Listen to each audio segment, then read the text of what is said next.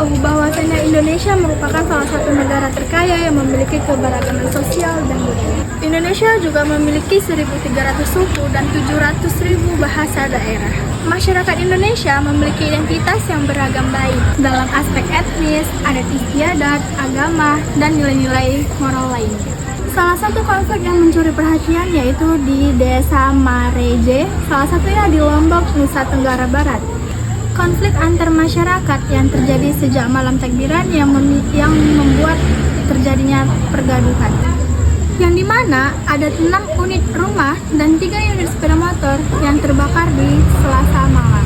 Peristiwa tersebut membuat beberapa warga harus mengungsi di dataran pemukiman yang merasa aman.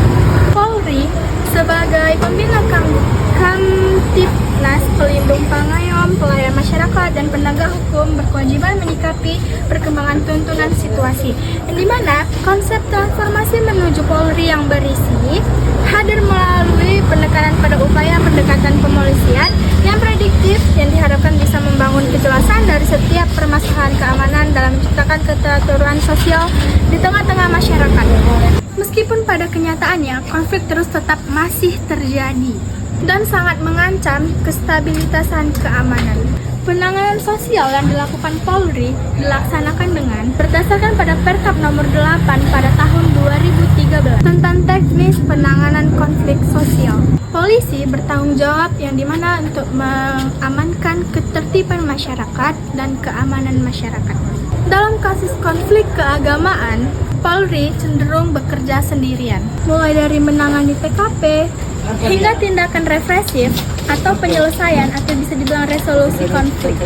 Selain itu, polisi belum dapat menerapkan pemolisian, kolaborasi untuk mengidentifikasi masalah sosial untuk konflik sosial. Nah, di sini saya akan menjelaskan 3 elemen, yaitu kronologi, penyebab, dan juga dampak. Nah, yang pertama itu, awal mula terjadinya kronologi itu, pas malam takbiran ada pemuda yang main petasan sangat keterlaluan. Karena apa? Karena dilemparkannya ke rumah warga. Nah, pas ditegur, mereka malah nggak terima, malah ngeroyok yang negur. Nah, entah gara-gara termakan hoaks juga ini, besoknya timbullah berita bohong di medsos yang bawa-bawa agama. Dan ini juga yang bikin warga desa luar ikut panas. Nah, puncak rusuhnya itu ada di tanggal 3 Mei. 6 rumah dan beberapa motor hangus terbakar sampai warga ketakutan dan pada lari ke hutan untuk sembunyi. Nah, dan akhir damainya itu tokoh agama Muslim dan Buddha akhirnya mediasi polisi buat damai dan juga warga bantu untuk membereskan kerusakan yang ada di desa tersebut. Nah, penyebabnya adalah masalah sepele jadi gede. Ini berawal dari petasan, tapi karena nggak langsung ditangani dengan benar, masalahnya jadi melebar dan malah jadi kemana-mana. Ada juga provokasi dari medsos. Nah, ini dia faktor paling parah, hoaks. Nah, hoaks ini bikin orang yang gak tahu apa-apa jadi emosi dan ikutan panas. Dan adanya kurang komunikasi. Ada juga jarak sosial antar kelompok agama di sana. Dia itu jadi gampang curiga satu sama lain. Nah, dan yang terakhir itu dampaknya. Dampaknya ini ada di harta benda. Kenapa? Karena rumah, kendaraan habis terbakar. Jadi trauma warga harus ngungsi dan ketakutan atau bisa disebut trauma psikis namanya. Nah, pelajaran toleransi yang bisa kita ambil kejadian ini jadi pengingat kalau kelakuan kita itu masih rapuh dan gampang banget pecah cuma karena provokasi di HP, medsos. Intinya teman-teman, konflik ini contoh nyata gimana petasan dan hoaks bisa bikin satu desa hancur kalau kita nggak punya toleransi yang kuat. Terima kasih. Baik, di sini saya akan menjelaskan mengenai upaya rekonsiliasi. Masalah sosial yang ada di Desa Mareje, Lombok Barat berawal dari beda suku, agama, dan cara pandang satu sama lainnya. Semua pihak ikut turun tangan, mau duduk, bicara, dan cari jalan keluar yang pas, bukan cari salah. Hal yang lebih utama yang mereka lakukan adalah bicara dari hati ke hati. Kelompok yang bertengkar duduk bersama, mendengar, dan mau tahu sebab masalah.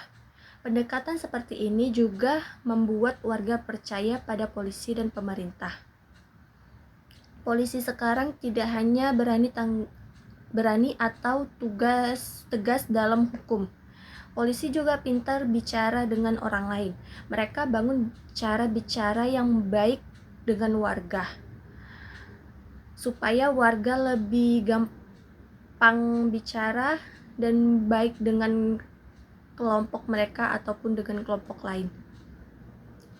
Kerjasama antara polisi, penanggung jawab daerah, dan orang kampung juga mencegah munculnya berita tidak benar, kabar buruk, atau berita yang bisa memicu kekerasan jadi segera dihentikan. Dengan langkah kerja bareng seperti ini, polisi dan orang desa punya peran yang sama. Semua merasa dihargai dan cara ini lebih adil dan baik untuk semuanya. Baiklah, di sini saya akan menjelaskan mengenai tanggapan dan refleksi dari kasus kami. Di mana kasus kami yaitu konflik yang ada di Desa Mareje, Nusa Tenggara Barat. Nah, di konflik tersebut menunjukkan bahwa Indonesia adalah negara yang beragam. Dan keberagaman itu tidak hanya menjadi kekayaan di suatu negara, tapi juga dapat menjadi pemicu konflik yang ada di negara Indonesia, khususnya jika tidak dikelola dengan baik oleh pemerintah, begitupun masyarakat. Awalnya konflik tersebut adalah konflik yang kecil, tetapi karena tidak segera ditangani, sehingga konflik tersebut berubah menjadi konflik yang besar, sehingga karena agama. Pemicu utama konflik tersebut itu adalah adanya hoax yang ada di media sosial. Nah, konflik tersebut itu cepat beredar di media sosial sehingga orang-orang langsung percaya bahwa konflik ataupun informasi yang disebarkan ke media sosial itu adalah masalah yang sebenarnya. Itu adalah salah satu pemicu terjadinya konflik ataupun membesarnya konflik yang ada di desa tersebut. Sehingga kepolisian itu harus berkolaborasi untuk menangani kasus tersebut.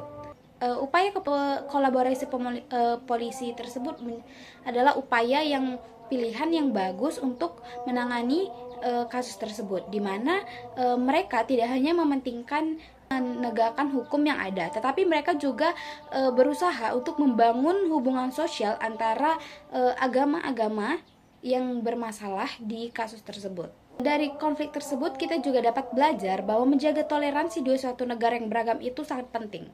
Nah, kita sebagai umat atau masyarakat yang beragama, khususnya di Indonesia ini, kita juga harus menjaga keberagaman ataupun menjaga toleransi dan saling menghargai antar umat beragama, ras, suku, antar golongan ataupun latar belakang yang berbeda. Nah, dan juga kita juga harus bijak dalam menerima informasi yang ada di media sosial, karena semua informasi yang ada di media sosial itu belum tentu kebenarannya. Maka kita harus cari tahu sebenarnya informasi yang kita terima itu adalah sudah akurat, sudah benar terjadi, atau itu hanya hoax yang tersebar di media sosial. Maka kita sebagai masyarakat ataupun pelaku yang menggunakan digital ataupun media sosial, kita harus bijak dalam menyaring informasi-informasi yang ada, sehingga tidak mudah terprovokasi oleh informasi-informasi tersebut sehingga terjadinya konflik, misalnya seperti yang ada di Desa Mareje tadi. Nah, maka dari itu kita juga harus bijak dan tanggap dalam menerima informasi yang ada di media sosial. Dan kita sebagai masyarakat juga harus berperan dalam menciptakan lingkungan yang sehat, lingkungan yang damai, dan juga keharmonisan dalam lingkungan masyarakat. Maka dari itu marilah kita menjaga toleransi kita antar umat beragama, suku, ras, dan antar golongan, dan menjaga kedamaian dalam keberagaman yang ada di negara kita. Saya akan menyimpulkan konflik SARA yang terjadi di Desa Mareje, Lombok Barat, NTB. Konflik antar masyarakat yang terjadi sejak malam takbiran di Desa Mareje, Lombok Barat, Nusa Tenggara Barat, berujung kerusuhan di mana ada 6 unit rumah dan 3 unit kereta dan unit 3 sepeda motor dibakar pada hari Selasa tanggal 3 bulan 5 2022 malam hari. Kejadian bermula ketika beberapa peserta takbiran melemparkan korek api besar ke arah warga dan kandang hewan sehingga memicu kekacauan. Ketegangan mencapai titik didih ketika korban yang mencoba menegur mereka, namun justru warga yang berkumpul juga memukuli para pelaku. Peristiwa tersebut membuat ratusan warga harus mengungsi dari pemukimannya. Polri selaku institusi yang diberikan wewenang berdasarkan Undang-Undang Republik Indonesia Nomor 2 Tahun 2002 tentang Polri sebagai pembina Kamtibnas, pelindung, pengayom, pelayan masyarakat dari penegak hukum berkewajiban menyikapi perkembangan tuntutan situasi.